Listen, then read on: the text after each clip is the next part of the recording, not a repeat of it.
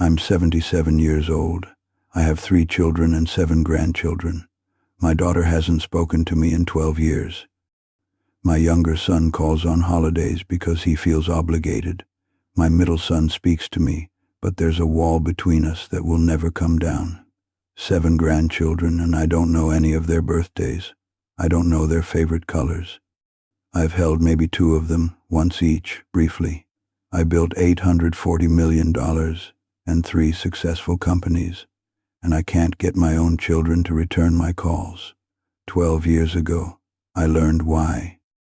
My middle son tried to kill himself and left a note explaining that everything he'd ever done was an attempt to earn my love, and he'd finally realized it would never work. I nearly killed him with expectations I called love, and I did the same thing to all 3 of them.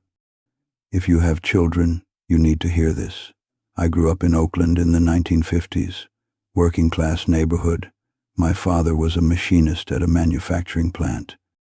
He worked 6 days a week, overtime whenever he could get it. He provided for us. We never went hungry.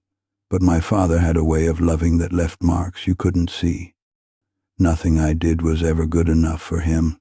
I brought home a report card with 5 A's and 1 B, and he wanted to know what happened with the B. I made the varsity baseball team as a sophomore, and he asked why I wasn't starting. I got into a good college, and he pointed out it wasn't the best college. That was his love language. Expectation, criticism, the perpetual message that whatever you'd done, you should have done more. I told myself I understood what he was doing. He was preparing me for a hard world. He was making sure I didn't get soft or complacent. He was showing he cared by demanding more. That's what I told myself, and I internalized every bit of it. By the time I was 30, I was building my first company, Enterprise Software. I worked 90-hour weeks. I pushed myself past every reasonable limit, and I succeeded. Sold that company at 41 for $120 million. Started another one. Sold it at 52 for $260 million. Started a third. Sold it at 63 for $460 million. $840 million total. Built from nothing, through sheer intensity and relentless drive. That intensity made me successful in business, and I applied the exact same intensity to my children. I didn't know any other way. My first wife and I had 3 children. My daughter Sarah, born when I was 28. My son Michael, born when I was 31. My younger son David, born when I was 34. And from the moment they could understand words, I was pushing. I reviewed their homework like I reviewed business plans. I questioned their grades like I questioned quarterly projections. When Sarah brought home a test with a 92, I asked where the other 8 points went. When Michael won second place in a science fair, I asked what the kid who won first place did differently. When David showed me a drawing he was proud of, I suggested ways he could improve it. I thought I was helping them. I thought I was giving them an advantage. I thought I was preparing them for a competitive world that wouldn't give them participation trophies. I thought I was loving them. I wasn't loving them. I was teaching them that they were never enough. Every criticism, every suggestion for improvement, every question about why they didn't do better, it was all adding up. Building a structure of inadequacy in their minds that would take decades to recognize and longer to dismantle. But I couldn't see that then. I saw results. My children excelled. Sarah was valedictorian of her high school class. Michael got into an Ivy League university. David was a straight A student. They achieved because they were terrified not to achieve, and I took credit for their success without understanding its cost. My first wife left when I was 44. She said she couldn't watch me do to the children what my father had done to me. She said I was creating the same wounds, the same scars, the same impossible standards that I had spent my whole life trying to meet. I told her she was being dramatic. I told her the children were thriving. Look at their grades. Look at their accomplishments. Look at how prepared they'd be for the real world. She took the children and filed for divorce. I had them every other weekend, some holidays, parts of the summer, And during my time with them I kept pushing. I couldn't help myself. I didn't know another way to show I cared. The children grew up. Sarah went to law school, made partner at a prestigious firm, built exactly the kind of career I would have designed for her. Michael followed me into technology, started his own company, worked himself to exhaustion trying to build something I would respect. David became an accountant because I told him his art was a hobby, not a career. He's been miserable for 20 years in a profession he chose to please me. I looked at my 3 accomplished adult children and saw my success as a father. What I couldn't see was the anxiety underneath, the perfectionism that made them miserable, the voice in their heads, my voice constantly telling them they weren't enough. March 2013. Michael was 34 years old. His company was struggling. The market had shifted, and he was working 100-hour weeks trying to save it. I was giving him advice. That's what I called it, advice. What I was actually doing was criticizing every decision, questioning every strategy, pointing out everything he was doing wrong. The last conversation we had before it happened, I told him his burn rate was too high and his product pivot was too slow. I told him he needed to work smarter, not just harder. I told him the market wouldn't wait for him to figure things out. I didn't ask how he was feeling. I didn't ask if he was okay. I gave him feedback like he was a struggling portfolio company instead of my son. 3 days later, his wife found him. He had taken pills, a lot of them. She found him in time, called 911. They got him to the hospital, pumped his stomach, stabilized him. He spent 3 days in the ICU. I flew from San Francisco to Boston and sat in that waiting room for 36 hours before they let me see him. But before I saw him, I read the note. His wife gave it to me because she thought I needed to understand what had happened, what I had done. The note wasn't long, but every word was a knife. He wrote that he'd spent his entire life trying to be good enough for me. He wrote that he'd built a company because I'd built companies.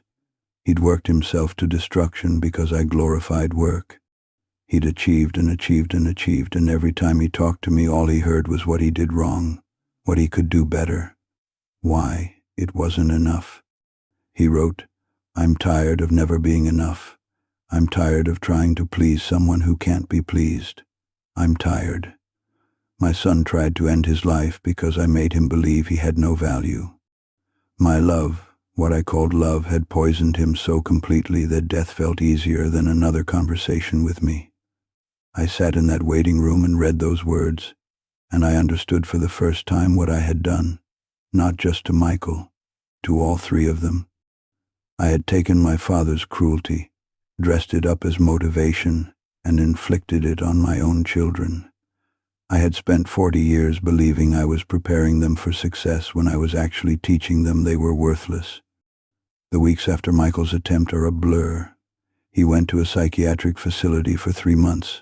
I paid for the best care money could buy. I would have paid anything. But what he needed wasn't my money. It was something I didn't know how to give. I started therapy at 65 years old, first time in my life. The therapist helped me trace the patterns, my father's criticism, my internalization of it, my replication of it with my own children.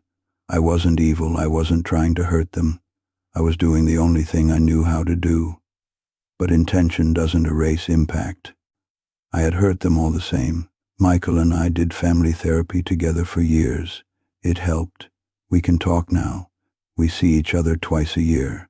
But there's a guardedness in his eyes that never goes away. He's careful with me, measured. He won't let me close enough to hurt him again. I don't blame him.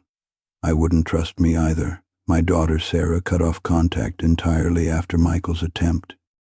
She told me she'd spent her whole life managing the anxiety I gave her, and she couldn't do it anymore. She couldn't expose her own children to me. She couldn't risk me doing to them what I did to her.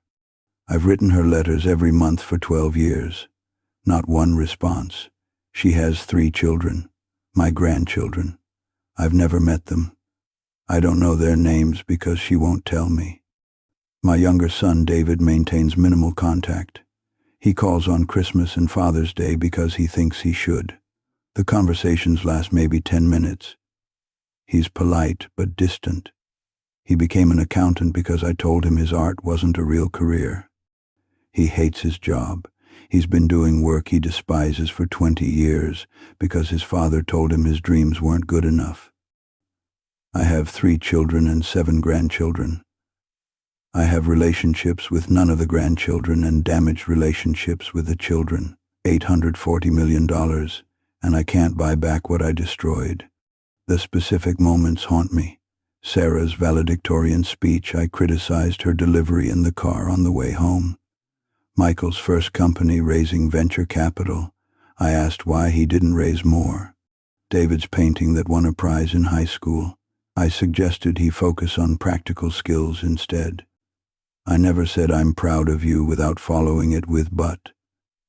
I never let them enjoy an accomplishment without suggesting how it could have been better. I never made them feel safe in my presence. My love had conditions, and the conditions were impossible to meet. That's the poison. My children learned that love was something you earned through achievement, and no matter what they achieved, it was never enough to earn my love fully. So they kept trying, and trying, until Michael decided he couldn't try anymore. I'm not telling you this for sympathy. I don't deserve sympathy. My children were the victims. I was the perpetrator.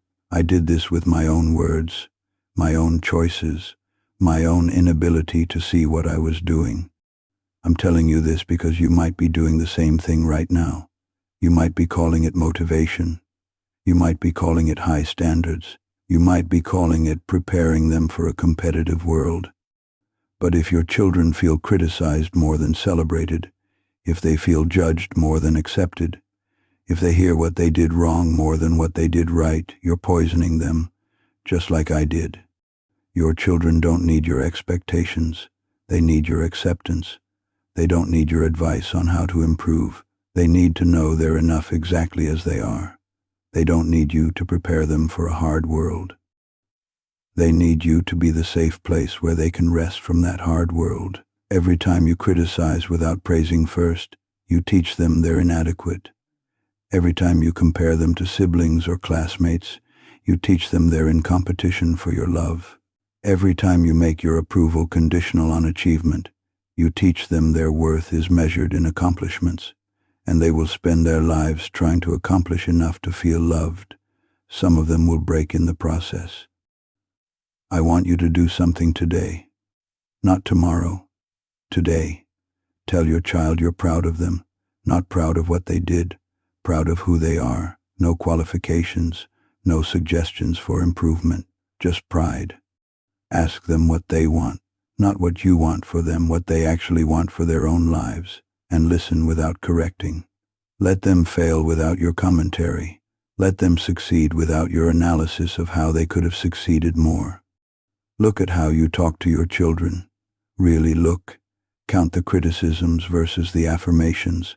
Count the expectations versus the acceptances. If the ratio is wrong, fix it, starting now.